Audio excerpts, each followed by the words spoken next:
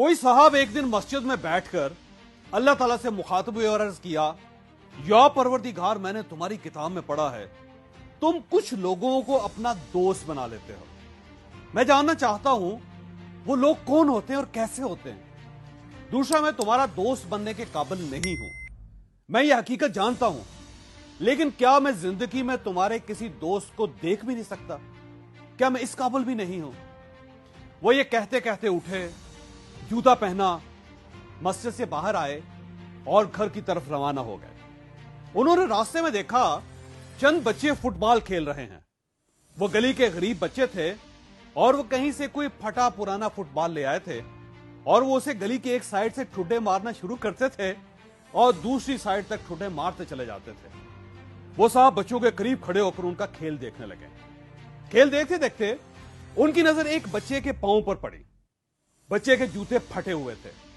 उस बेचारे बच्चे के पांव का पंजा भी बाहर था और एड़ी भी नंगी थी, लेकिन वो बच्चा इन फटे जूतों के बावजूद खेल रहा था। उस साहब को उस पर तरस आ गया।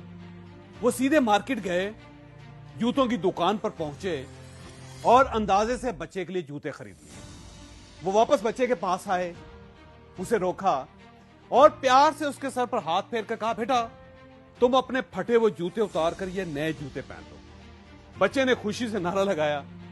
उसने पुराने जूते उतारे और नए पहन लिए। जूते उसको पूरे आ गए थे। वो साहब मुस्कुराकर जाने लगे तो बच्चे ने उन्हें रोककर कहा, क्या आप मेरा एक काम करेंगे? साहब ने जवाब दिया, हां क्यों नहीं, करूंगा। बच्चा बोला, आप मेरी तरफ से अल्लाह मियां को थैंक यू कह दीजिए। साहब ने हैरान होकर पूछा, क्या मतलब? मैं समझा नहीं। बच्चा बोला, मैंने रात सोने से पहले अल्लाह मियां से कहा था, ऐ अल्लाह मियां, दुनिया में तेरे इतने दोस्त हैं, क्या तुम अपने किसी एक दोस्त को मेरे लिए जूते देकर नहीं भिजवा सकते? और अल्लाह मियां ने आज ही आपके हाथों जूते भिजवा दिए। ये सुनकर उन साहब की आंखों में आंसू आ गए। उन्होंने बच्चे का गंदा सा हाथ पकड़ा और उसे पागलों की तरह चूमने लगे। वो बार बार कह रहे थे, या बारी ताला, तुमने मुझे अपना दोस्त बना लिया, मैं तेरा दोस्त बन गया। वाह बारी ताला, दुनिया में इससे बड़ी क्या नेमत हो सकती है। आप याद रखें, आपके दिल में अगर गुजरते गुजरते किसी नामालूम शख्स, किसी अजनबी इंसान की मदद का ख्याल आ जाए, आपका दिल अगर अचानक चाहे कि आप अपनी गाड़ी रोककर किसी को सड़क पार करवा दें, किसी मरीज को दवाएं खरीद कर दे दें, किसी भूखे को खाना खिला दें, या किसी बच्चे को कपड़ों या जूतों की दुकान पर ले जाकर उससे जूते या कपड़े ले दें, तो आप प्लीज प्लीज उस ख्याल को इग्नोर ना करें। आप इस पर फौरन अमल करें, क्योंकि यह ख्याल, यह गुमान अल्लाह सिर्फ दो किस्म के लोगों के दिलों में डालता है। उनके दिल में जिन्हें ये अपना दोस्त समझता है, या फिर उनके दिल में जिन्हें अल्लाह ने अपना दोस्त बनाना होता है।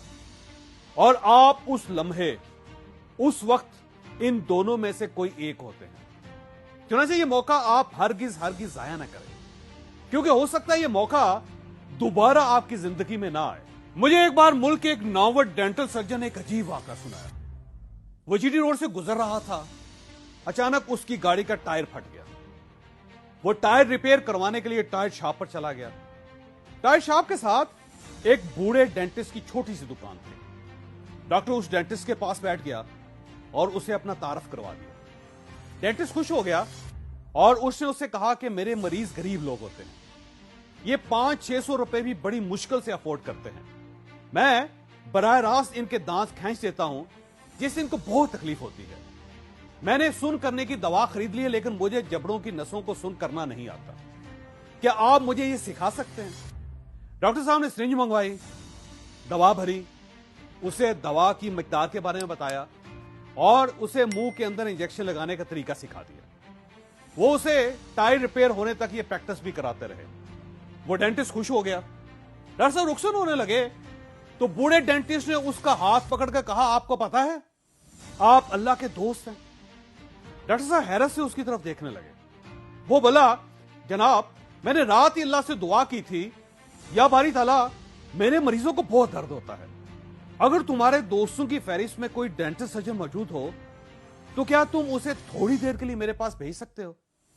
और अल्लाह ने आपको अगले ही दिन मेरे पास भिजवा दिया। आप अल्लाह के दोस्त हैं।